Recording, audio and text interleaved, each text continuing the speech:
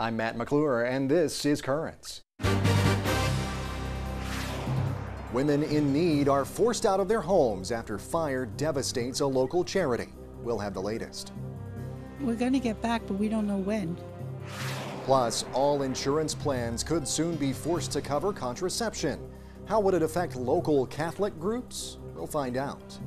In a sense, anyone who has health insurance is going to be paying for these services, even if they would find them morally objectionable. And parents and kids find out what it takes to get into a Catholic school. We're trying to teach these young people the moral code to live by, and that's a non-negotiable.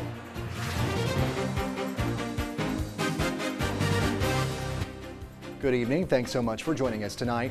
It may sound like a minor detail to most people, but a new mandate from the Department of Health and Human Services could have a devastating effect on some religious organizations.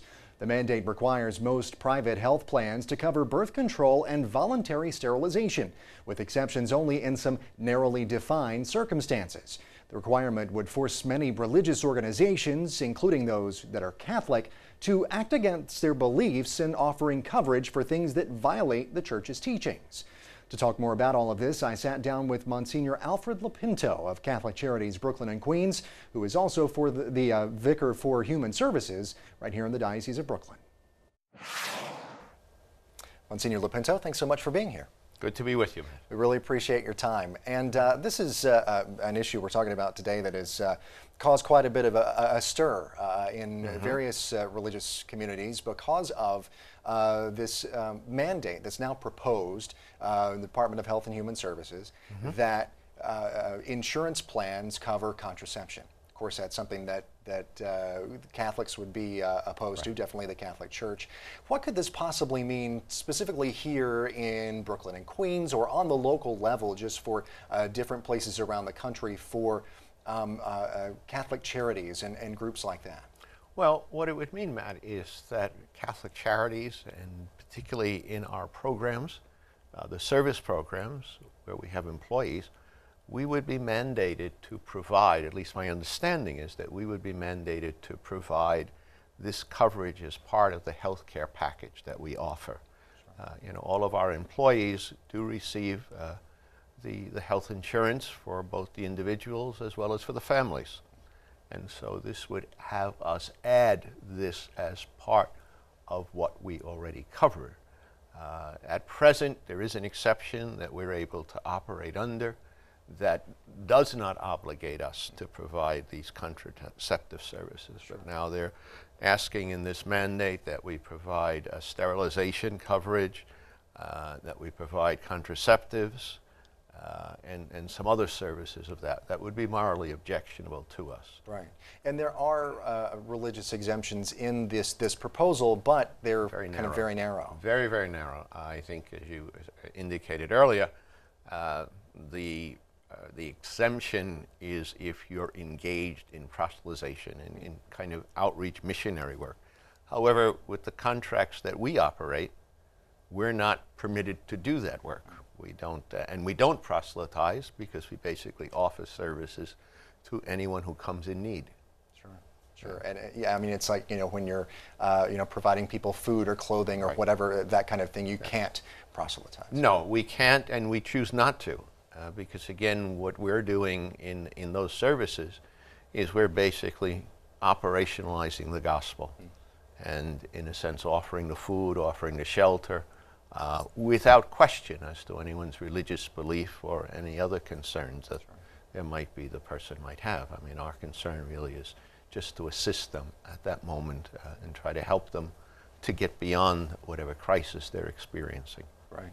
And I believe Department of Health and Human Services, HHS, is taking public comment. They're taking public comments at this point, and if people would go on the internet to the New York State Catholic Conference, they can sign up for the Action Network, and the Action Network is actually providing the opportunity for them to offer those comments directly to Health and Human Services. And it's very important that they hear, because really the mandate isn't just that it's going to affect religious institutions. Sure. It's going to affect everybody. Right.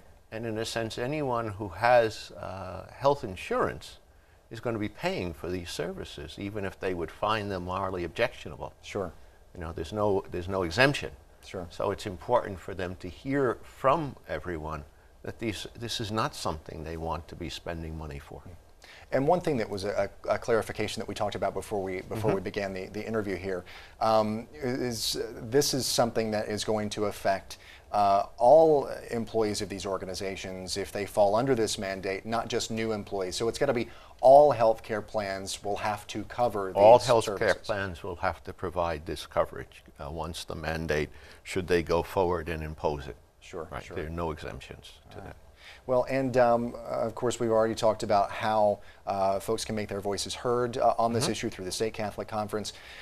What should the language be changed to say, just to broaden that religious exemption? Would that be satisfactory? Well, no, I would say that, you know, what actually would be to not enforce the mandate, to not include the mandate. There's no reason for the mandate to be included.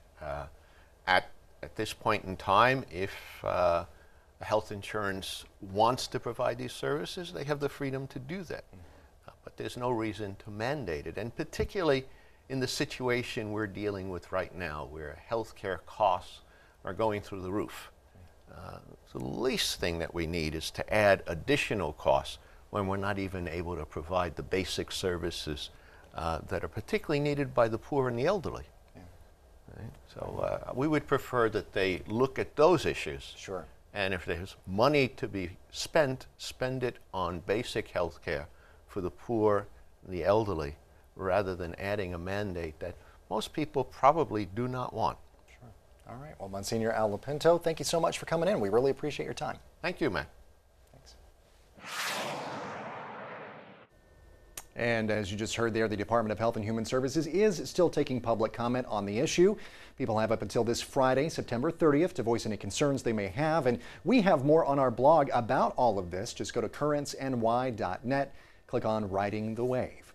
Stay with us. There's more Currents ahead. Planned Parenthood under investigation on Capitol Hill. We'll have that story and the rest of the day's headlines next.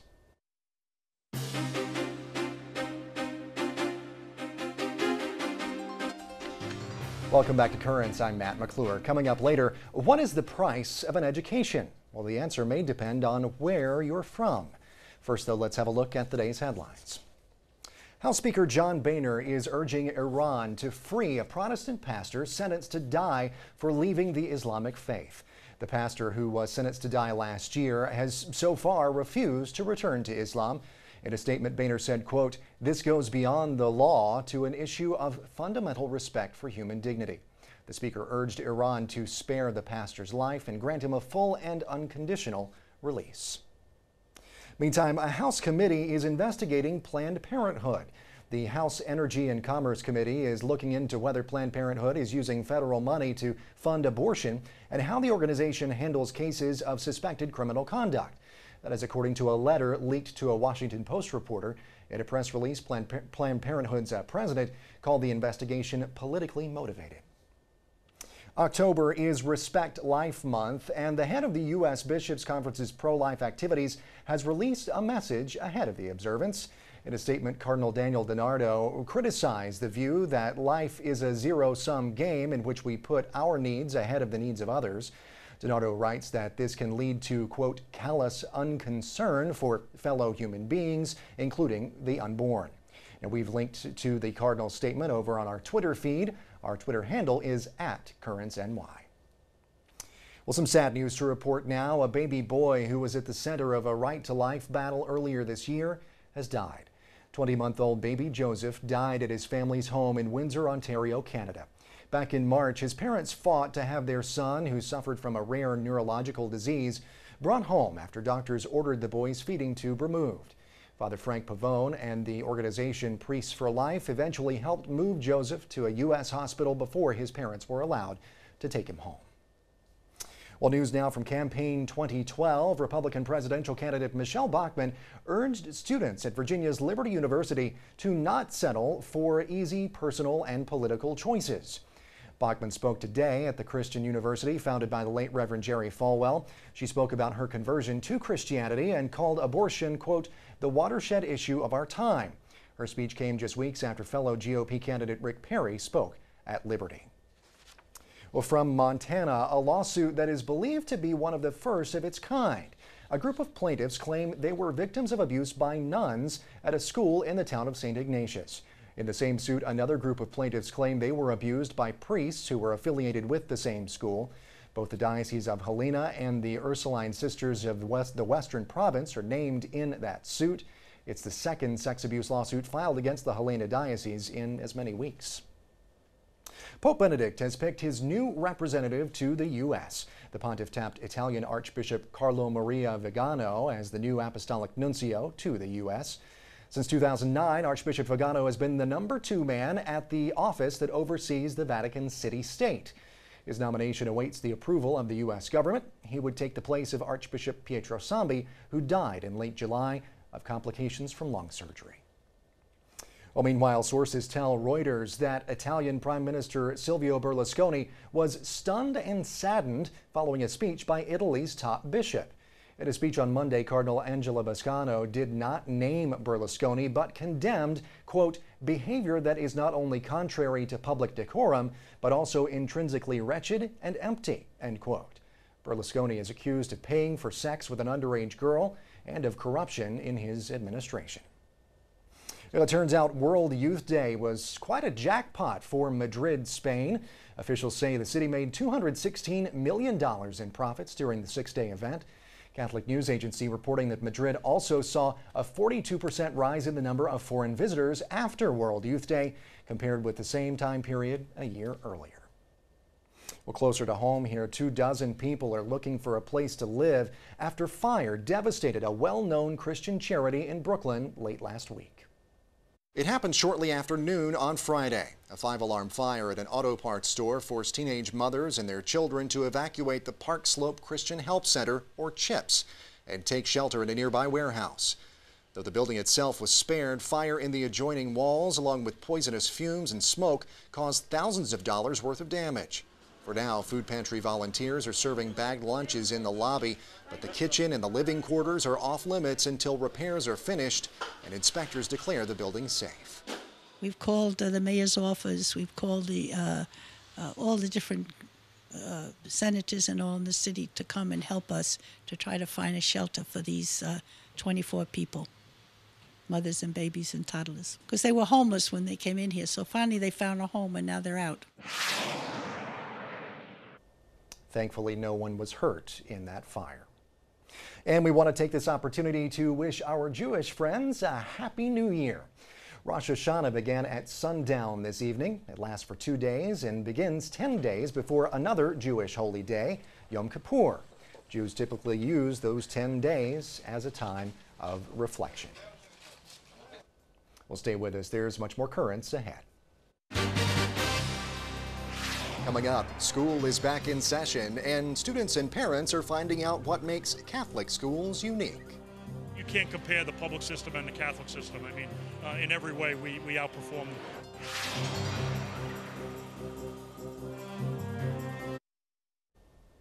Welcome back. Well, the school year may be just about a month old, but many students are already thinking about the next school year. Yeah, you heard that right. Last night, students and their parents converged on St. John's University, where they had a chance to learn about Catholic high schools in Brooklyn and Queens. As we discovered, both these young people and their parents feel very strongly about what the schools have to offer. Tonight, of the 20 Catholic high schools in Brooklyn and Queens, every high school will be here. And there'll be representatives from every high school.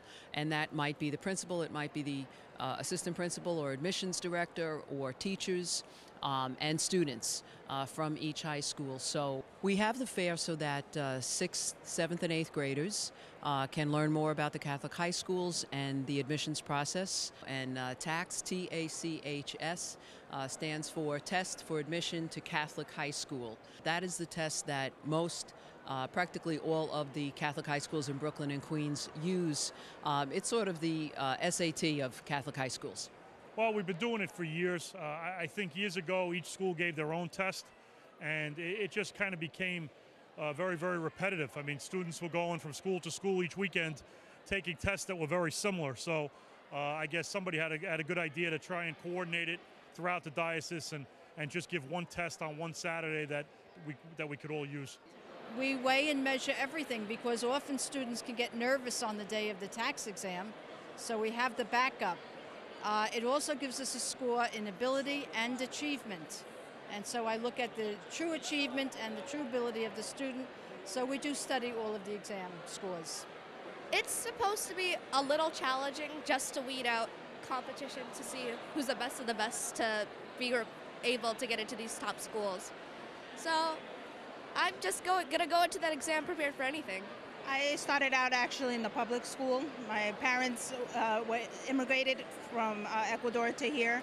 My grandmother's always instilled in me Catholic education, so I wanted to instill that in my daughter and for her to follow basically my grandmother's legacy to continue in the Catholic education. We don't often get to go to church. I don't often get to instill those Catholic values. I feel like because I don't always have the chance to talk about the Bible, God, Catholicism, that she's missing a big piece of what, I grew up on. We're trying to teach these young people the moral code to live by, and that's a non-negotiable. There's an old saying, you get what you pay for. So that free education may not exactly be what you're looking for. But secondly, just the values, the installation of the Catholic faith and the atmosphere that our schools provide, the safe environments that all of our schools provide, the college acceptances. You can't compare the public system and the Catholic system. I mean, in every way, we outperform them.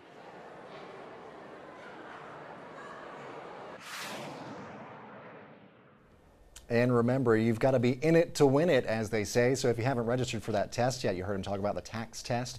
Keep in mind, October 5th is the deadline for the paper registration. The deadline for internet and phone registration is October 17th. Stay with us. There's more Currents coming up.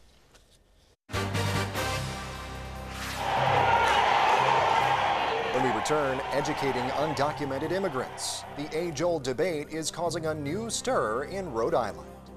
We cannot punish young people for their parents' decisions and actions to bring them here.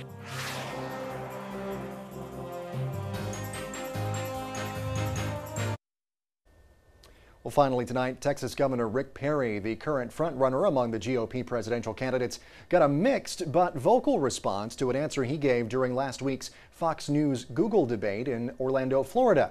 Perry defended his state's policy of allowing young undocumented immigrants to attend Texas public colleges and universities at discounted in-state tuition rates.